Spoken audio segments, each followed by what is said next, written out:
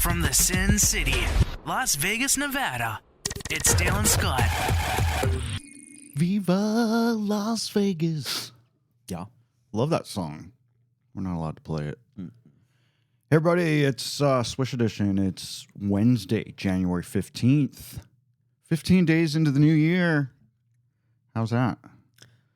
There's that meme going around online. It says that they're ready to cancel 2025, that they've had the 14-day free trial, and they're going to cancel it. I did see that. I saw a couple of different friends of mine posted that. It's kind of funny. Well, I like to say that, Viva Las Vegas for sure. Like many around the country, people are really chipping in to help with the Los Angeles fires, including Las Vegas. We're going to talk more about the crap that's going on in Los Angeles later in the show. But I just wanted to say I'm really happy for some of the things that we're doing and here in the Valley. Several restaurants are collecting donations, like Rachel's Kitchen. I didn't know Rachel's Kitchen has 7 locations here in Vegas. We've never been. We need to check it out sometime. Good Pie Las Vegas, they're doing a percentage of their stuff. The Lion Habitat, which we love. Oh, yeah. What used to be near our old house. They are collecting donations for animals that were affected in Southern California. The Las Vegas Fire Department, Henderson Fire Department, got together. They sent 5 trucks and 24 firefighters to help. I thought that was pretty cool. And then a lot of the hotels are also getting in on the game. Treasure Island, Virgin, South Point, Fontainebleau, Resorts World, and all of the MGM resorts are offering deeply discounted rooms, telling people that pets can stay free and waiving cancellation penalties. So nice. People are escaping Southern California. They can come to Vegas and stay for a good price. Nice. I don't know why Caesars isn't doing it. Maybe because they're drowning in debt. I don't know. Wynn pledged $1 million to help, which was nice. And Airbnb has really stepped up. They're waiving all their service fees, offering deeply discounted rates on all their properties in Southern California. They actually took Tori Spelling and her huge family in when Tori had to evacuate her house. And I just read today that Tori's mother, Candy Spelling, lost her $23 million mansion, burned to the ground. Wow. Wow, wow, wow. It's very sad. Very, very sad. We're going to talk a little bit more about celebrities in Southern California later. But on a lighter note, semi-related, because we're talking about Airbnb, I love this. I don't know if you saw this. I'll post a link on our socials about this because it's so cool. Notorious drug kingpin Pablo Escobar, you've heard that name before. Oh, yeah. He had a private jet back when he was still alive. It was built in 1968. It was a Boeing 727. It was his private jet. Well, some English businessman bought it and relocated it to Bristol, England. It doesn't have its wings anymore or its engines, but everything else is there and works. Yeah. And he turned it into an Airbnb. It goes for as much as $1,000 a night. Holy you can stay crap. in this airplane. It has a hot tub, a sauna, 2 double bedrooms, working air stairs, 3 bathrooms, fully functioning gallery, and you can sit in the cockpit and play with all the buttons and switches and stuff. Oh, which I think neat. is really cool. The owner wants to buy more planes for the property because it's been really super, super popular. Wow. Isn't that fun? That's pretty cool. I would love to stay in an airplane on the ground. Can't afford a private airplane in the sky, but we can afford one on the ground. No. Just when you wake up, you're still in the same damn place you started out. This, my friends, is the Swish Edition.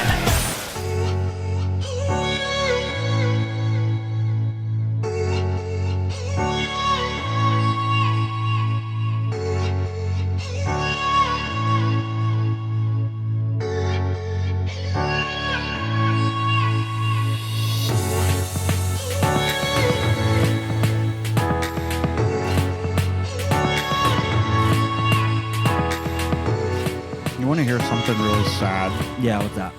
Besides fires. American Airlines has had to initiate an escalation training program for their flight attendants. Now, this isn't escalation training for how flight attendants deal with crazy passengers. It's how they deal with each other. Really? It's so sad. This is the world we live in now.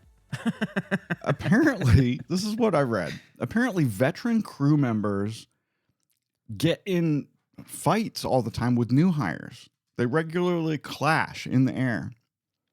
I can see this. I can actually see it, given the climate of today. No, I get it. Like many airlines in the United States, American Airlines operates a strict seniority system for its flight attendants and their pilots, meaning that veteran crew members not only automatically get paid more, regardless of their performance, but they also get to pick the best trips. Right. I mean, my dad, I grew up, my dad was a commercial airline pilot, and that's the longer you're there, the better trips you get. Because you get first dibs. Right. Right. Well, what happens, though, is that the new hires usually get what they call on the reserve list, right? Mm-hmm. So if someone calls out sick, they call up a reserve person and they get thrown on any damn trip that needs an extra flight attendant, right? So the old flight attendants get pissed off when a new hire shows up on a premium route, like New York to London, or one of the what they consider the good jobs. I don't know. It's kind of silly. So then they get in fights about it, and the old ones treat the new ones like shit. Like, for what reason? What do you get out of that? I tell you, this is not anything that's just limited to the airlines. I have seen this at the post office, and it is the weirdest fucking thing I have ever witnessed. But it usually has to do with union type positions. They are union people, and I remember being called in to a meeting. There were about 50 of us that were, we were the low people on the totem pole, but there were certainly more people that were more senior than me. I had been there maybe a couple of weeks. Yeah. And people were fighting over hours. It's ridiculous. Over hours that someone found out that someone wasn't senior enough to get, I don't know, it was all about hours. And they were pissed. They had the union rep called in because I guess it went against contract. It was like, this is the most ridiculous thing I have ever witnessed. It really is. And apparently that's what's happening at American Airlines when it comes to flight attendants. And this was over like a 5-hour block. Yeah. 5 fucking hours. It makes no sense to me. That someone just randomly got it and I guess shouldn't have. I don't know.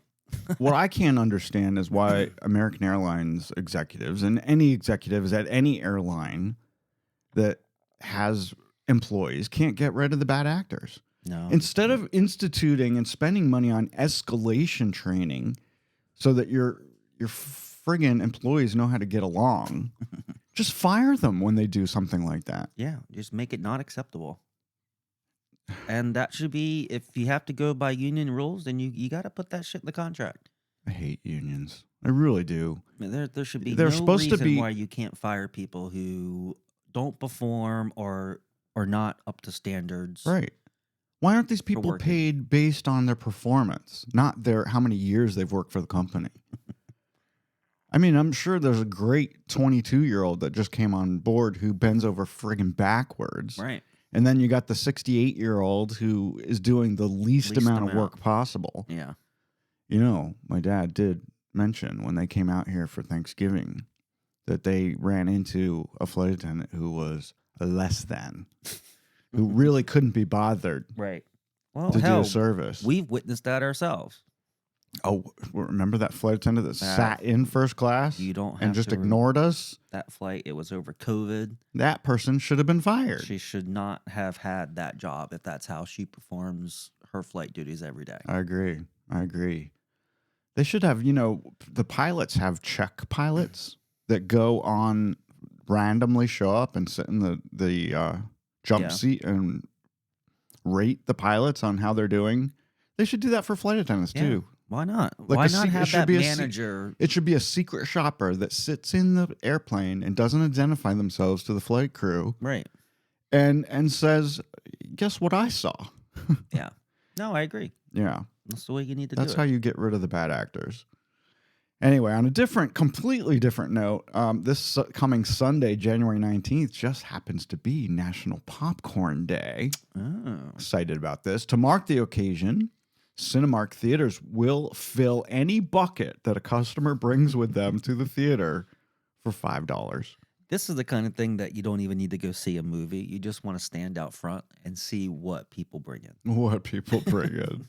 I mean, we have some big buckets in the garage. This is very similar to what 7-Eleven does on July 11th, I think. Yeah. Is 7-Eleven. You're allowed to bring in your cup and fill it with the slushie. For free? No, you pay a certain fee, Right. but it could could be any cup, any size. Any size, I like anything. that. So should we go to the... But see, it's a Sunday, though. I don't want to go to the movies on a Sunday. I want to go to the movies on a Sundays are horrible. Tuesday. Yeah. Tuesday at noon. That's always my favorite time. And I do want to see that Showgirls movie. It's not Showgirls. What's it called? The one with Pamela Anderson and Jamie Lee Curtis. The Last Showgirl. There you go. Yeah. Oh, I want to see that next week. Speaking of movies, we want to talk about Wicked one more time because they continue to set records both on and off the big screen in its first week of streaming sales. Because right now you can buy it or rent it to watch at home. In its first week, it made $70 million, which I think is an all-time record for a streaming movie. And also, the 20-year-old Broadway production, which, of course, the movie is based on, had its biggest week ever, Christmas week, with over $5 million in sales. This is one show, one theater, $5 million in sales in 1 week. Wow. It broke all Broadway records for any show ever, with an average per seat price of $290. I think $290 is ridiculous. Yeah, but it's not if people are willing to pay. That's what it's worth. If people are willing to pay it, that's what it's worth. But I don't think I would feel comfortable paying $290 to see a Broadway show. No. Maybe $90, or I think it should be more like $45. I don't want to pay anything. I don't like it anyway. I don't like it either. They're too long. I've talked about that a million times.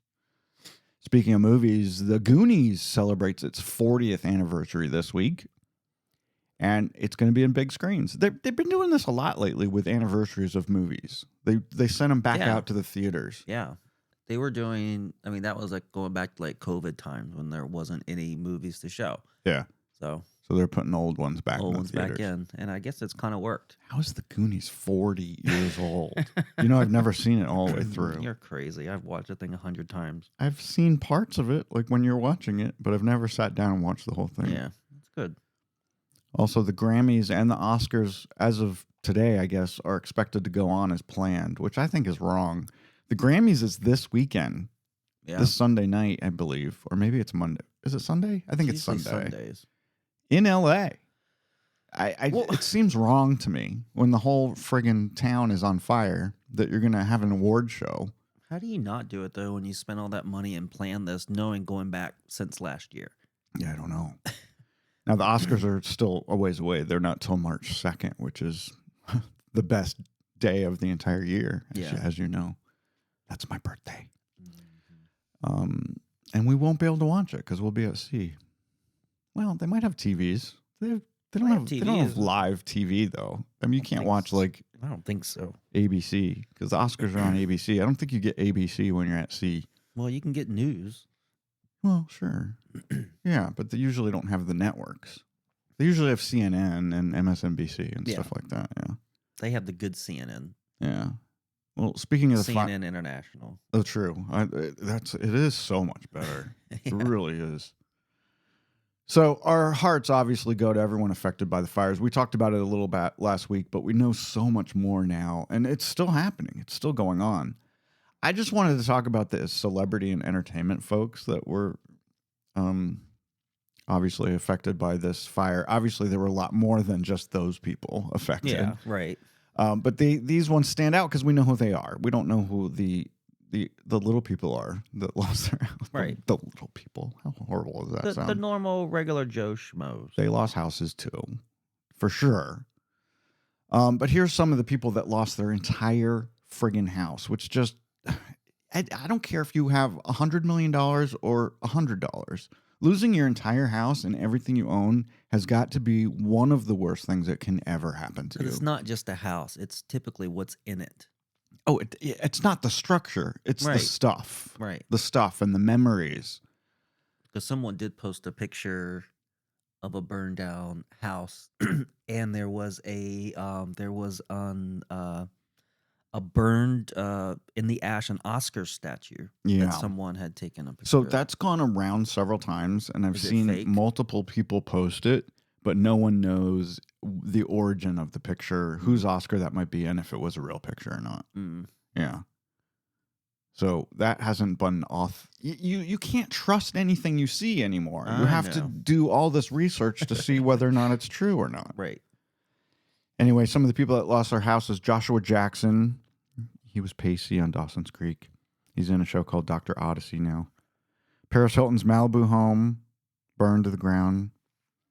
But, Paris has really been stepping up. She's not only donated money, but she's also been volunteering at the Pasadena Humane Society. Like spending the whole day there. Wow. She's trying to help relocate pets With their owners. with their Nice. owners, like that were lost. Yeah, which I think is amazing. Rainn Wilson from The Office, he lost his entire house, and I saw on his posting about it on Instagram, Sharon Stone reached out to him and said, "Hey, Rainn, if you need somewhere to stay, I got an extra bedroom in my house." So cool. Can you imagine going That's so to Sharon cool. Stone's house Right, I know, right? and hanging out? I'd go. Hell yeah, I'd go. Anthony Hopkins, Billy Crystal, John Goodman, Eugene Levy, they all lost their homes. Billy Crystal had been in the same house for like decades. Yeah. Yeah. Adam Brody from the OC and his wife, Leighton Meester from Gossip Girl, they lost their house. Anna Faris, you know her from Mom and many movies. She lost her home. And this one really hit me hard. Eric Braeden, who plays Victor Newman on The Young and the Restless, lost his Pacific Palisades home of 45 years. Mm-mm-mm. Entertainment Tonight's Kevin Frazier took Eric in his car because the press can go places normal people can't.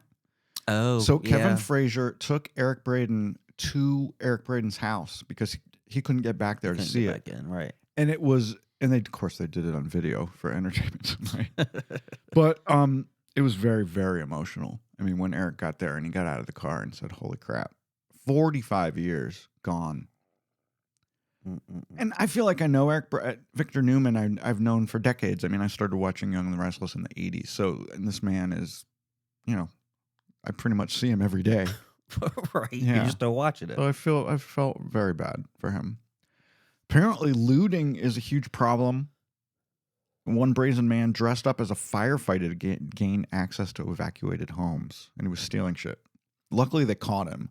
And I hope he goes away for a long time, because what is worse than pretending to be a fireman and then stealing people's Oscars? Yeah, there's some crimes like this that on any other day, if you get caught stealing, yeah, you shouldn't do it. But when you actually take advantage of a nightmare like this and do Yeah. it, it should have severe penalties. Absolutely. It's just the shittiest, Really the severe really penalties. shittiest thing you can Just do. for being a shitty human being. We'll talk about that.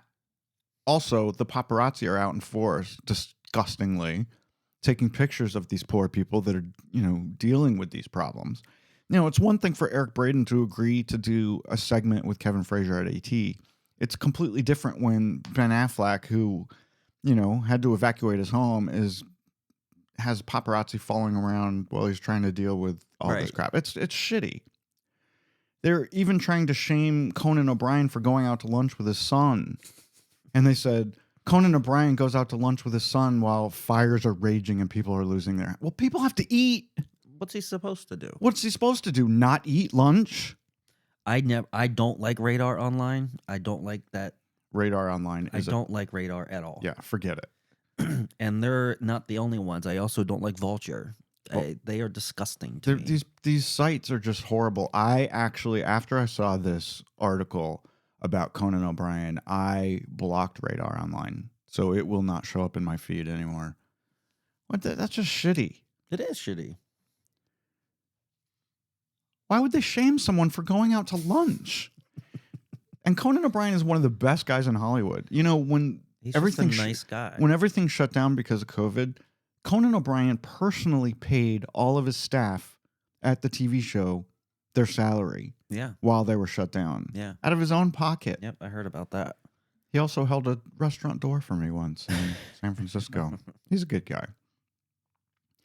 And this is devastating to me. And I don't even know how this happens. And there's lots of examples of this, but this is just one. The house that was used as the Walsh's house in Beverly Hills 90210, the original series. Mm-hmm. Here's a picture of the house on the left and their neighbor. So the Walsh house from 90210 is completely untouched, including the trees and the lawn and the house, all untouched. And then the house next door was completely gutted by a fire. Yeah. It's amazing how fire just kind of like skips over certain houses. You know, it just could have been a wind shift. Yeah. The wind just changed. It is so, And blew it back so where it came crazy. from. We're so lucky. You know, it could happen here in Vegas just as it could happen. Although we could don't happen. we don't have nearly as much vegetation. Right. So it would be harder. It would be very hard. But I tell you, if anything started in a neighborhood Mm-hmm. and the winds blow like they do here, Yeah. we could have something like that. That's why I feel like I should make a list of what needs to go with us when we evacuate. But if everything started in the mountains here, I think it would be hard Yeah. for it to reach neighborhoods Yeah. because we just have dirt. Gosh. We barely have trees up there. Well, you know, one of our longtime listeners, Rob Nagel, who's an actor in Hollywood, and he's actually been on the show years and years and years ago as a guest. I'd love to talk to him. I know that he and his wife and their dog are safe. Their apartment, they had to leave for a while, but they got back into it, and I think they're still doing okay. Yeah. Good. But I'd love to get his perspective, and I'm sure he knows a lot of people that have been deeply, deeply affected by this. Yeah. He's in West Hollywood, right? Yeah. And I believe, you know, most of the town production-wise has come to a screeching halt. Oh, I'm sure. Yeah. Because how can you go make a sitcom or a talk show or a whatever when there are fires raging around Right. and everyone has lost their homes? It's crazy. And now for something completely different. Shifting gears completely. Lake Superior State University, since 1976, has put out their annual list of banished words and phrases. They put 10 on the list every year. These are words and phrases that they believe are overused, used incorrectly, or just damn tired. Yeah. So here is this. It just came out last week. Here is the list. So number 1 is cringe. I don't know what's wrong with cringe. I don't feel that that's something that's been. But people use it Overused. incorrectly, I think. Yeah. They go, that is so cringe. I don't know. Or it's Cringe. cringe-worthy. Cringeworthy. Yeah. I don't know. I think it's fine. I like cringe. I don't use it very often. Number 2 is game changer. I guess they think people use it too often. I don't. Yeah, that one I'm not. I could care less about that one. Number 3 is dropped, as in my album just dropped. They want to say released, and they don't like drop. They say it should be released. You're not dropping anything. Right. You're releasing it. That one doesn't bother me. They also don't like the anachronism, IYKYK, which stands for if you know, you know. I don't have a problem with that. No, I don't either. Especially because it's good because we're in a texting generation right now. Yeah. There's shorthands, everything. You need to have shorthand. You Yeah. need to understand it too. Do you know how many times I have to look up something because I don't recognize it? Yes. Number 5 is sorry, not sorry. When someone's saying they're not sorry. Right. Well, they're not sorry. So why do they say sorry? Yeah. Not sorry. That's just a what do you call those? Is that a oxymoron? It's, No, that's not an oxymoron. It's just unnecessary. Yeah. You're not sorry. The next one is skibidi. Now, do you know this? I had to look it up. Skibbity. I've heard this Skibbity. before, but I don't know what it means. It's a viral word that may have resonated with a younger crowd, but for many, it's just noise. It's annoying. Well, I asked, so it's for young people, like Gen Z and Gen Alpha people use it. Yeah. It has no meaning whatsoever. It can stand in for cool or bad or dumb. It's just a filler word that they use. So I asked my sister, I said, do you know if your kids use this skibbity word? Skibbity. Skibbity. Yeah. Skibbity. Skibbity. Skibidi. And she said, no, I'm going to ask Annie. So she asked Annie, who is a sophomore? No. She's a junior. She's a junior in high school. And Annie said, yes, I don't use it. I have a lot of friends that do. And it is a banished word at my high school. So it literally is, you're not allowed to use it in But she in never front said of, what it means. Or it just doesn't mean anything. it means cool, bad, or dumb. I mean, it's Okay. just like, you know, that skibbity teacher, that whatever. I heard someone wrote a comment on something that was like Skibbity, Ohio. I'm like, what the fuck does that even mean? Or they use it for toilet a lot. Skibbity toilet. Toilet? It doesn't make any sense to me. I don't get it. Yeah. I guess it's just kind of like, And then it makes me think, what did we use when we were in high school? And the only thing I can remember is like not, right. duh, Doy. doy, no doy. No Yeah. doy. Yeah, we used to say doy all the time. But I that was a think big thing. people got that. You didn't have to look it up. Well, right. Well, maybe we have to look it up because we're like friggin' old. Kids know what the frig it is. The frig. There's another one. All right. The seventh one, or the eighth one is 100%. I don't understand what's wrong with that, but apparently it's overused. They really don't want you to use the word utilize when you could just use the word use. Like, okay, that's stupid. I want to utilize the bathroom. I'm going to use the bathroom. Nobody says that. And then the last one is period. Like when you use the word period to punctuate whatever you're saying. Oh, yes. I want you to go upstairs and do your homework now. Period. No, that doesn't make sense. No, that's not. It's when someone said something that you're like in an agreement with, and they acknowledge by saying period. I don't think that's what they meant. Like, oh, this hamburger is really good. Period. Or they say, no. Yeah. No, it's. I think it is. It's to make sure someone understands your point. Like you say, I'm never going to go to LA again. Period. No, you're using it like we've used the word period. I think that's what they mean. But that's not what this means. No, and I know that one. That one's not. That's not what they mean. It means like, yeah, facts. Like, yes, agreed. Period. Okay. It's not how we grew up using period. It's also a girl's monthly visit. Period. Okay, so now you know. Lake Superior State University has been doing that since 1976. Does anyone care? No. Why are we talking about it? Apparently, Wendy's is teaming up with the Girl Scouts for a new Frosty flavor that's going to debut next month. It's called Thin Mint Frosty.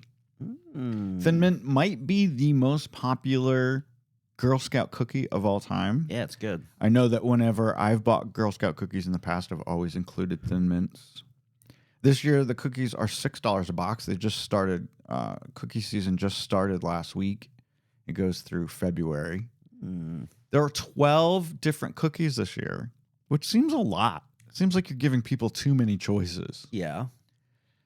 I was wondering which one is your favorite out of this list? The most favorite? I mean, My most favorite is not the Thin Mints.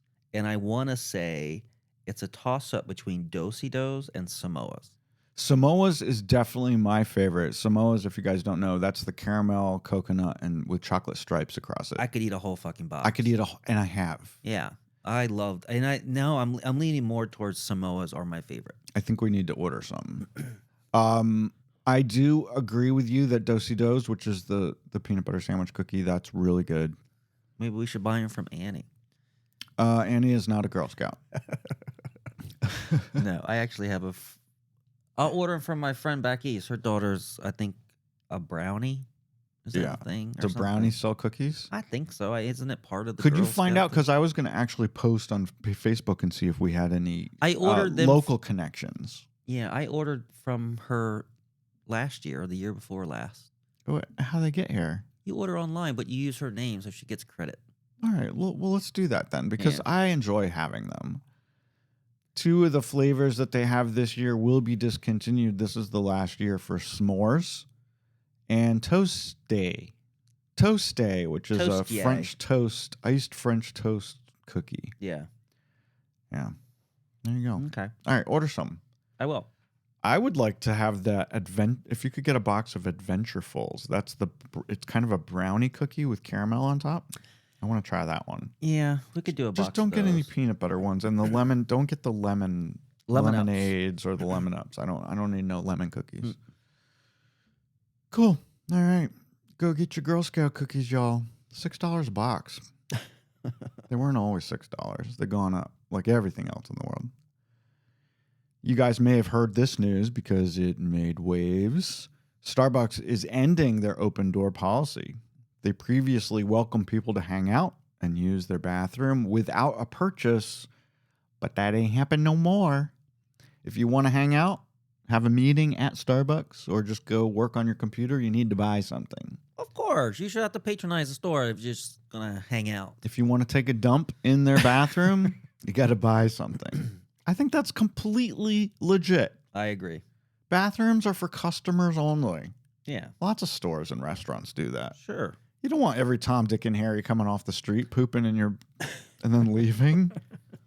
Remember that Starbucks in DuPont Circle near our house? You had to go to the desk and get a key if you wanted to go to the bathroom. Yeah, but cities are different than most Starbucks. You have to in a major city like Yeah. that because Otherwise, you'll have homeless people living in there. taking baths Oh God. in there, and you just can't have that. The open door policy at Starbucks started in 2018 after 2 black men were arrested at a Philadelphia Starbucks because they had gone there for a business meeting I heard about and they didn't buy anything. Yeah. And the people at the store kicked them out and the guys wouldn't leave, so they called police. The men were arrested and it was horrible, horrible PR for Starbucks. Mm-mm. They weren't doing anything bad. They were just sitting They there were having just sitting a there meeting. not having a But drink. they didn't buy a drink. As we're sitting here drinking Dunkin' iced coffee. Yeah. You know, even that Dunkin' Donuts that was on 14th Street in D.C., it was 14th and K, had so many problems with just the local homelessness that they took out every entire chair. Oh God. It was to go only. There are several places that have done stuff like that. Yeah. And in cities, I guess they have to. You have to. Not horrible. Yeah. That's the world we live in. Along with ending their open door policy, Starbucks also bans discrimination and harassment, consumption of outside alcohol, smoking, vaping, drug use, and panhandling. Well, duh, all of those things. Yeah. Shouldn't be doing those. Now, here's something, though, that makes no sense to me. Walmart, inexplicably, say that word for me, Inexplicably. updated their logo this past week. Mm-hmm. On the left, you can see the before, and on the right, you can see the after. Why would you spend millions of dollars on such an insignificant change? How do you know they spent millions of dollars? Because that's what I read in the report. They spent over $1.5 million at a design firm to come up with this new logo, which you guys can't see because this is an audio show, but I will post it on our socials. Or you could just Google it and you'll find it within seconds. I think it looks better with the thicker. It does look better. So nicer. basically what's changed is they still have their 6-pointed star, but they've kind of made it a little fatter and a little rounder. And then they took their letters and made them a little bit thicker, but it's basically looks like the same font. So yeah, it's just bold. And Basically. their color is All they did was put it in a program in Microsoft Word, Yeah. highlighted it, and selected bold. Yeah. For $1.5 million, I'd do that all day. And their color is just it's kind of a little bit It's a darker deeper, blue. richer blue. Yeah. And the yellow is a little richer. Yeah. But why would you spend millions? Where the millions of dollars comes in, Dale, is they have to change all their shit. Their signage. That's more than $1 million. Yeah, it's many, many millions. Just for a very insignificant change. I know. I remember reading reports in the Washington Post when we lived in D.C.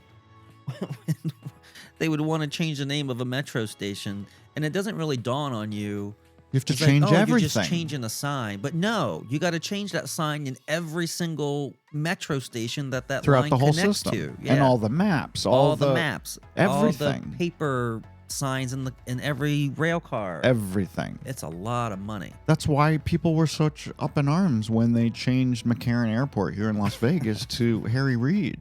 Stupid. It's not just changing the name. You have to change everything. You have to change the signs on the highway. You have to change the signage everywhere. It's one thing I want to get rid of in 2025 is the renaming of shit after people. It's the Las Vegas International Airport. That's what it should be named. Done. Stop naming things after politicians. And leave it alone. So ridiculous. I mean, after Trump dies, how many Trump things are we going to have? God, who knows? Who knows? Please don't name anything after Biden either. Nobody wants that. Nobody wants that. Finally, on a happier note, you can win a trip to the Brady Bunch house in Los Angeles if it doesn't burn down. To help No Kid Hungry. It's an organization that helps hungry kids, as it kind of obvious, right? Right. Anyway, the Brady Bunch kids, Greg, Peter, Bobby, Marcia, Jan, and Cindy, or the actors that played those characters, they were famously brought into the house by HGTV that they put this renovation series together. We talked about this. Mm-hmm. They made the inside of the outside look like the TV sitcom set. Because it never did. It was never filmed at that house. They only used the house for the exterior shots. But they took the inside, completely gutted it, and made it look exactly like the set. Well, now 5 winners and their guests will get an all-expense-paid trip to Los Angeles to have brunch at the house with the cast members. You can go to thebradyexperience.com to enter to win. I have already entered, so you might be going, Dale, if we win. That is not what I want to do. You're going with me if I win. Maybe my sister would want to go. It would be so uncomfortable because I didn't watch this show. I don't know who these people are. I would have nothing to talk with them about brunch. How do you not? How would you not? You know the Brady Bunch. You've seen enough to know who these people are. Okay, and then what do we talk about? I've not seen one episode all the way through. Oh my goodness. That would be the most uncomfortable brunch I've ever been to. All right. You can go to sister. You can go to LA and I'll take my sister instead. Bye, guys.